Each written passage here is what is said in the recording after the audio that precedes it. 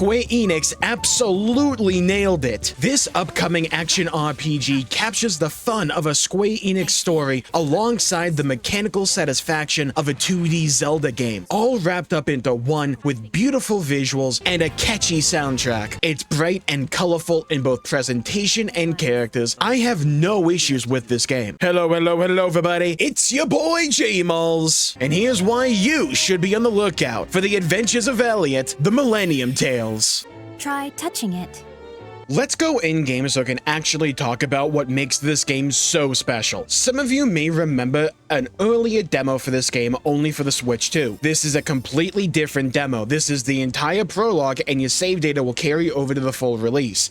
I am playing on PC, and I wasn't joking earlier when I said every element of this game I like. I have no actual issues with this game. I love the HD 2D art style, and it works so dang well in this game, especially when it's trying to have that old 2D Zelda feel to it. Everything feels satisfying, everything looks satisfying, everything sounds satisfying. The music is very beautiful to listen to and just puts you in this amazing mood for this adventure, which is what this game should do. It's such a pleasant atmosphere that you just find yourself smiling playing this game and being engulfed in its world and the overall vibe it's presenting to you as the player. It's so dang good. You can see the combat right here. When you press your buttons, when you're doing these attacks, it just feels satisfying. It's simple, don't get me wrong, but if you want a little bit more depth and complexity, you can find ways to weave in attacks from different weapons and find interesting combos. Nothing too extravagant or otherworldly, but they work for what this game sets out to be. It has a good sense of scope, and it has a vision for what it wants to be, and I think in every way it nails that vision. On top of that, the story is good. Again, I'm still in the prologue, despite the fact the prologue is quite immense, I think we'll say. I streamed this game for 3 hours and 40 minutes last night, and I'm still not done with the prologue. I mean, it just keeps on going. Every time I think the prologue is going to stop,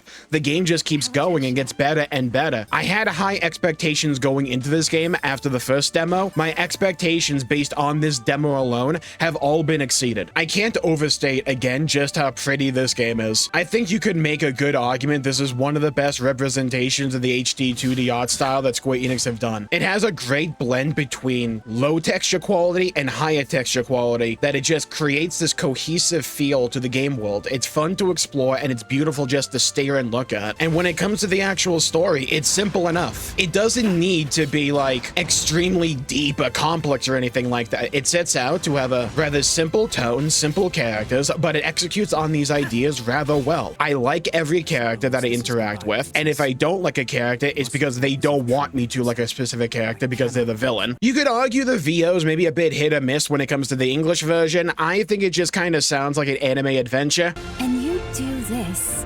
Put your life on the line. For their sakes?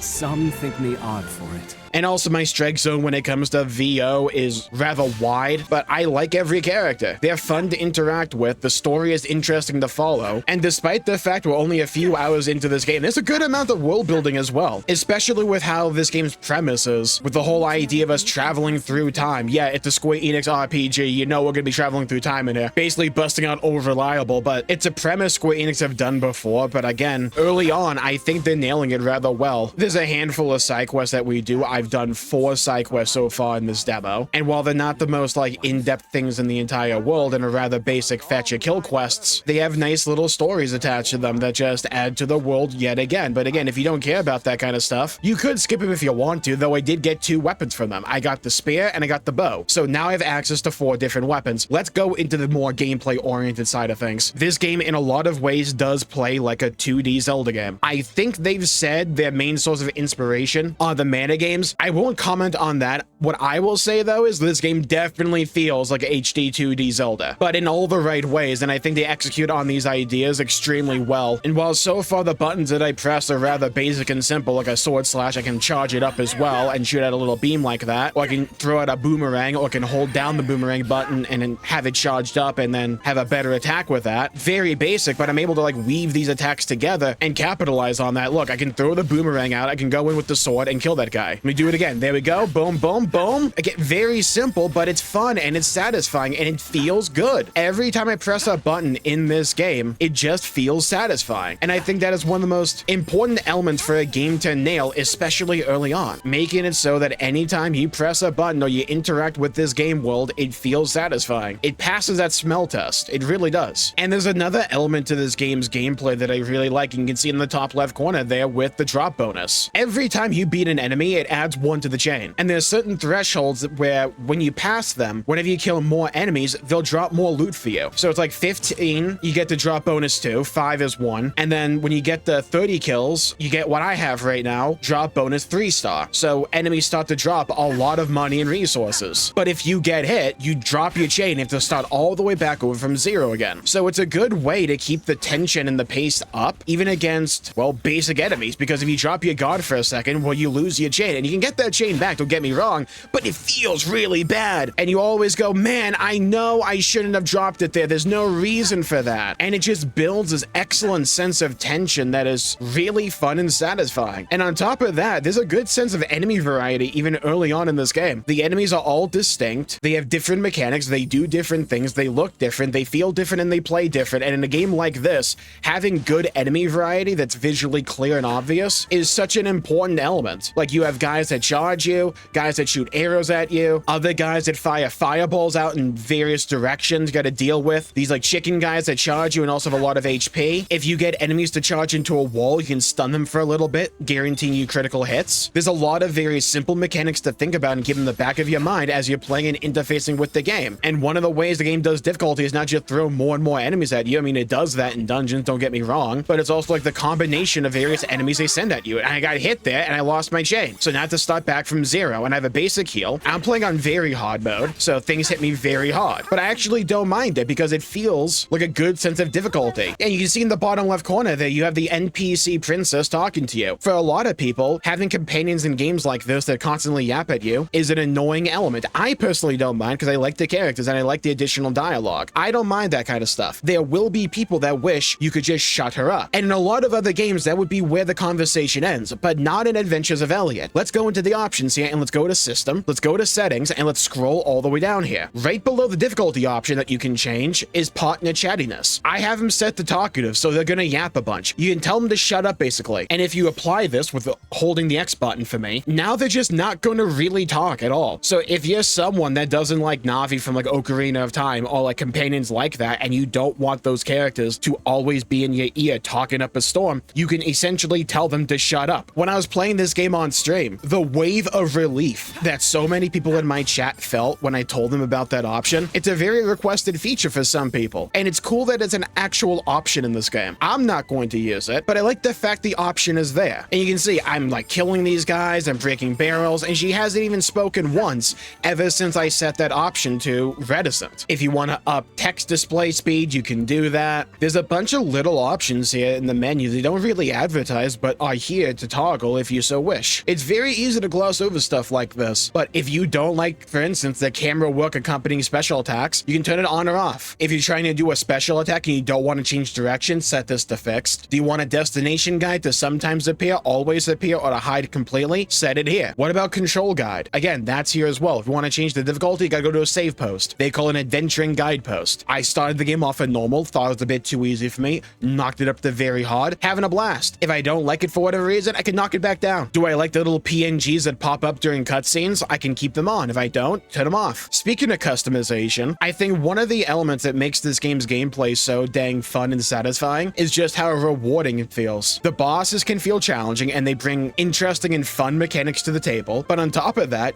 you bring mechanics of your own. Again, with these like 4 different weapons that I so far have, there's like slots for 3 more here. I can mix and match depending upon what I want or what the situation calls for. And on top of that, we have a main source of customization for our abilities, Magicite. As you fight various enemies in this game, you will acquire these like Magicite shards that you can turn in for a random piece of Magicite. Each of these Magicite have an associated cost, and I can go up to so far 25 for each of my weapons here. So for the sword, I have Unguarded Mayhem, Fortified Offense, and I also have critical damage up and attack up, and that gets me to 25 cost on the dot. But if for whatever reason I want to try something else out, I can just go and equip something everything else. It's that easy. It's that simple. It's simple customization, but the effects you could get from this feel really satisfying to me. Like, I love this one. Unguarded Mayhem increases my sword damage dealt by 25%, but I use a little more shield stamina when guarding, so it's risk reward. The one I'm absolutely head over heels with is Weapon Shift Airborne for my boomerang. Increases critical hit rate of other weapons by 10% while the boomerang is airborne. So going back to that combo I was talking about earlier, where I can throw the boomerang out and start hitting enemies with my sword, because the boomerang's out in the air, those sword hits while it's out in the air get increased crit rate. To go alongside that, for my sword, I give it additional critical damage. So my critical hits deal 20% more damage. It's a great little synergy. What I think this game really excels at is doing a bunch of different simple things very well, and having those simple things interact with each other to give the game enough depth and complexity while not feeling like it's going overboard in any one thing. In your main towns, you can find this Magicite vendor guy. You have a Magicite box, and when you upgrade this thing, it gives you a higher cost limit for your Magicite. So I'm currently bound to 25 for each of my weapons. If I dump 1400 Tull, which is the main currency of the game,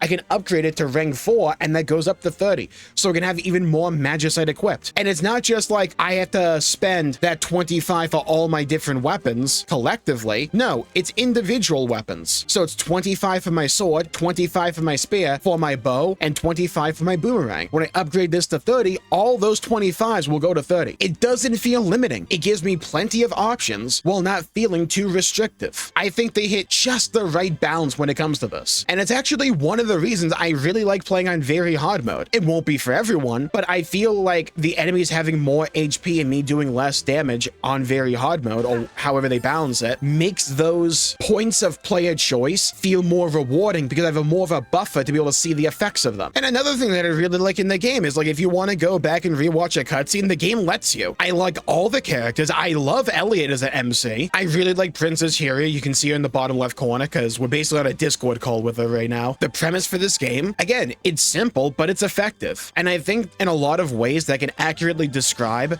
the adventures of Elliot, the Millennium Tales. It's simple, but it works so dang well. And the game is so dang pretty, man. And this prologue goes on way longer than you think it would. I'm not going to spoil the main story or anything like that in terms of specifics, but I already have access to time travel. I can go to a different age. And what I really like in this game is when you go to a different time period, it looks and feels so different. It's like basically the same map overall, but there's different stuff there to indicate that it's a different time period. And it also looks different because they change up the color palette that is used. So it gives this entire era a completely different feel. Again, simple, but highly effective. And I can't stop playing this game. Like, the combat is so dang addicting. I'm not even out of the prologue, and I hope Square Enix makes more games in this style. I'm completely sold on it already. It's so dang fun, man. And I find myself just wanting to up my drop bonus. Not even necessarily because I need money or anything, just because I find it satisfying. This game nails its first impression. I've already done a couple of different dungeons. I've taken on a couple of different bosses. I've done a trial-like shrine area puzzle challenge. Not really a puzzle, like a skill test. I'm hooked on the story. I'm hooked on the characters. I'm hooked on the visuals. I'm hooked on the music. Wish I didn't get hit there. I wasn't joking earlier when I said I have no real complaints when it comes to this game. Naturally, I can't comment on how the game's going to end or the future of the story or anything like that. But when it comes to the prologue demo, where the save carries over to the base game, I have put in about 4 hours of game now, and I'm ready to dump in like way more than that. I'm completely sold on the adventures of Elliot. If it keeps this pace up, it will be a front runner for Game of the Year for me. I think it will probably be pretty close to Pragmata for me, because I love that game as well. But this game just fires in all cylinders and just tickles a part of me that hasn't been tickled in a while. Pause.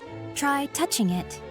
There's really not that much else to say. Combat's great, level design is fun, characters are likable, game is gorgeous, I love the music, good enemy variety, good weapon variety as well. I love the bosses, the 2 I've done in this demo and the 2 I actually might be 3 that I've done in the previous demo. They're all fun, they're varied, mechanically interesting. I love the dungeons as well. Platforming is admittedly a little bit rudimentary, but it's good for what this game's trying to go for, and it feels satisfying. Like basically everything else. It's just so so well executed. So here's where you come in. Leave a comment down below with how you're feeling about the adventures of Elliot the Millennium Tales. Are you interested in the game? Are you maybe a little bit hesitant? I would love to hear your thoughts, hear your opinions, and hear your perspectives. And while you're down there, please leave a like and subscribe. It really helps the channel out and help support future content, and I greatly appreciate it. And speaking of Square Enix, I love Final Fantasy XIV, and we recently went over a giant theory concerning the future of the game's story. It gets deep, and it involves Aristotle. We're going full nerd here, people. Grab a beverage and/or a light snack, get cuddly, and check out this video right here for more. Thank you all for tuning in. Stay safe, have a great day, and I'll see you all next time. Bye-bye, everybody. Until we meet again!